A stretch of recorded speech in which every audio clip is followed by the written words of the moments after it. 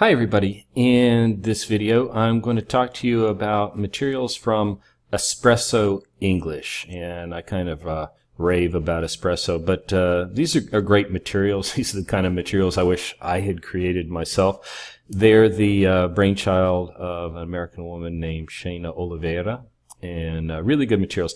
Now they're actually a suite of materials. It's not just one. So let me take you. I'm over here on their homepage. Let me move this up here. It's espressoenglish.net, and then you can link over here to their courses. So let's take a look here at what some of those are. So she lists the advantages here, and then let me just come down here and show you the.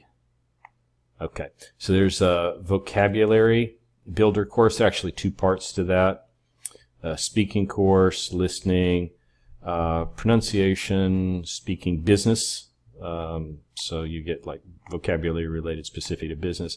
I use that one some. What I use most are these right at the bottom, however. Idioms, advanced grammar, and phrasal verbs. And because I use those all so much, I'm going to dive down and show you what some of those lessons look like in a minute. I just want to say you can get all of this material here for, I think it's discount. You get a discount for buying everything. I believe it's like $247 if I remember right. I believe that's what it is for everything. And you may first think, oh, you know, $247, but believe me, these materials are very good. I'll show you some in just a moment here. And they save you so much time, and your time is worth something, you know. If you're making $15 or $20 an hour teaching, you can do the math and figure out, okay, if I spend, you know, X amount of hours on lesson prep every week, and if I can cut that in half, I mean, these materials quickly pay for themselves. And not to hurt your feelings, folks, but these materials are going to be better than anything you could produce anyway. All right, so let's take a look at some of the ones that I use frequently, and let's see.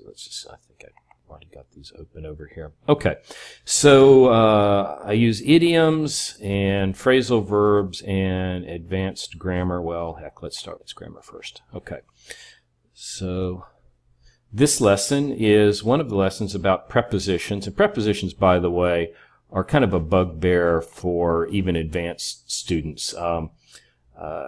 They're very context specific. You know, it's rare that one preposition in Spanish, for example, will always translate the same way to English and vice versa. It just doesn't happen.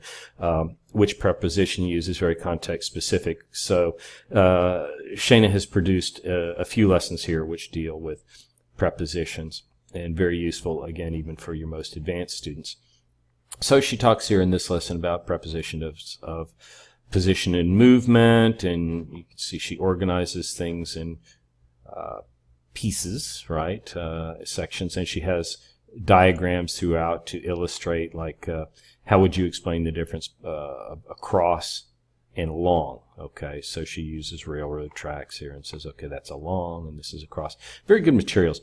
Now for, I'll just roll down through this quickly, for all of her lessons, and I think virtually all of her lessons, she will have a quiz at the end, exercises, which is really good. Okay, so there's the quiz. All right, actually two quizzes for this one. Okay. So that's very good. Idioms, again, idioms are expressions that we use day to day, and she has a whole series of lessons about idioms, and this one's about money. Everybody's interested in money, right? Okay, so the way she organizes these is the students, there's a little quiz, and the students have to guess from a context what this particular expression means. Like, what would a dime a dozen mean, okay, or the most bang for your buck? What would those mean? And then she actually explains what each means, and often where the idiom comes from, which is very interesting. Okay. Then there'll be another quiz, real quiz, at the end. Okay. So those are the idioms.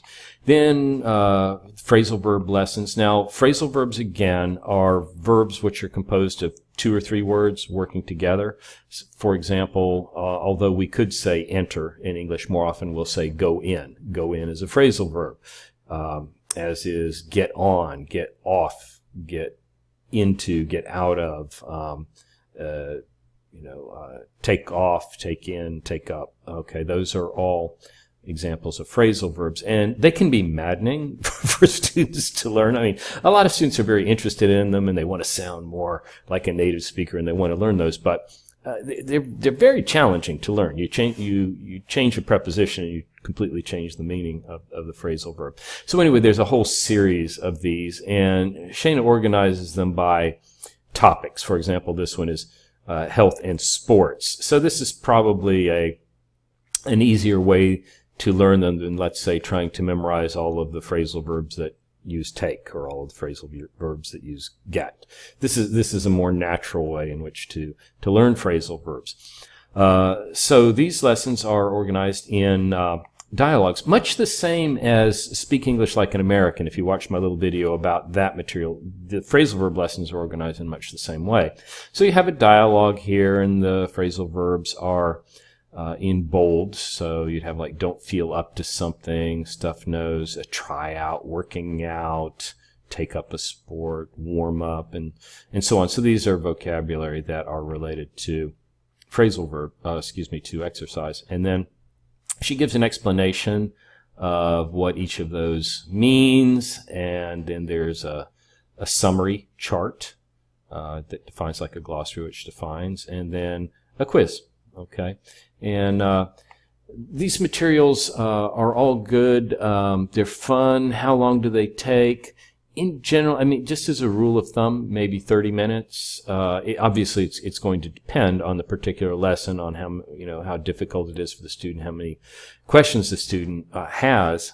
But let's say figure more or less 30 minutes. So you have plenty of time at the beginning of the class for conversation and something afterwards as well.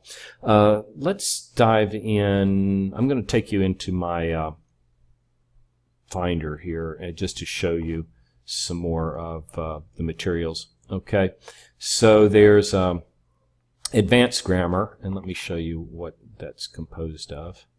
Okay, so we talk more about present tenses, gets into like conditionals, like if da da da, we will, if I were the president, if I won the lottery, or, if it rains tomorrow, or when something happens. So we talk about conditionals. Modal verbs. This is a tough topic to teach, and these are good materials to use. Modal verbs, again, are like can, could, would, should, will, all of those. And it's tough to say, like, when do you use, like, might or could, but should is stronger, have to stronger still. These are challenging. And so when you get to teaching your students this, you'll probably want to rely on some prepared materials, and these are good ones. Let's see, passive voice. That's a good one. Reflexive, like I hurt myself, cut myself, okay.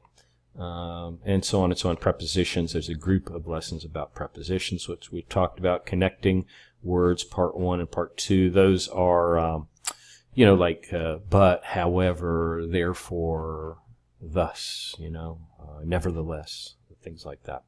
So that's advanced grammar, and again, those are for your more advanced students, but they're quite good materials. And I find that there are a lot of good materials out there for beginner, pre-intermediate, maybe intermediate students, but fewer good materials for advanced students, and so I like these. I use these a lot. Okay. Pronunciation course. Of course, these materials were really created for self-study. Okay, so I don't use this one too much. My students get the pronunciation working directly with me. But there's business English here, and let's open that up and we can look at some of the vocabulary. Okay, so there's essential stuff, essential job vocabulary.